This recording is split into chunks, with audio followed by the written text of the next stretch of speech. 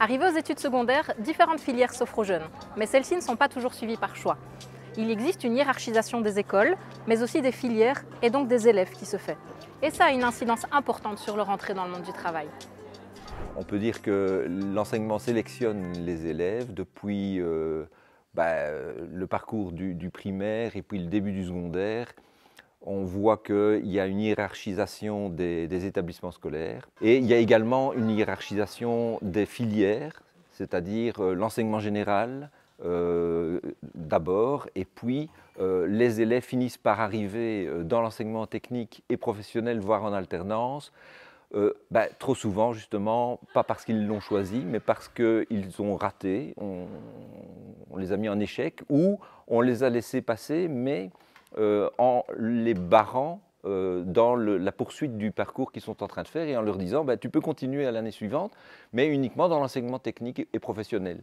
Et trop souvent, ce choix, cette orientation, elle ne tient pas compte des réelles compétences ou des réelles envies du jeune. Et finalement, on retrouve dans ces écoles techniques et professionnelles les publics les plus défavorisés, parce que la sélection, finalement, elle s'opère assez naturellement, je le dis comme ça, sur base du profil socio-économique et d'origine culturelle, et pas sur base de leurs compétences ou de leurs envies. Et ça, c'est vraiment quelque chose qui est dramatique finalement dans notre enseignement et qui marque complètement l'enseignement dans son ensemble et en particulier évidemment les filières techniques et professionnelles.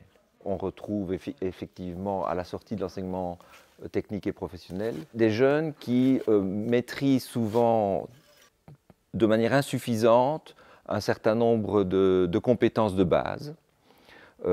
Et qui aussi ont des difficultés parfois tout simplement à respecter un peu du savoir-être, des comportements, etc.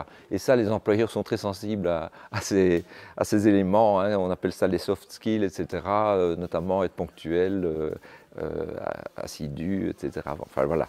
Donc, effectivement, ça marque aussi le marché, les jeunes qui sont disponibles sur le marché de l'emploi, avec des employeurs qui vont peut-être laisser des jeunes sur le carreau, malgré qu'ils ont des besoins, parce que les jeunes qui sont disponibles ne répondent pas vraiment à leurs attentes. Et donc on le remarque bien dans les statistiques qui sont quand même assez cruelles, si je puis dire, hein, puisqu'on a un taux de chômage chez les jeunes qui est très élevé, et en même temps on a des pénuries dans un certain nombre de secteurs.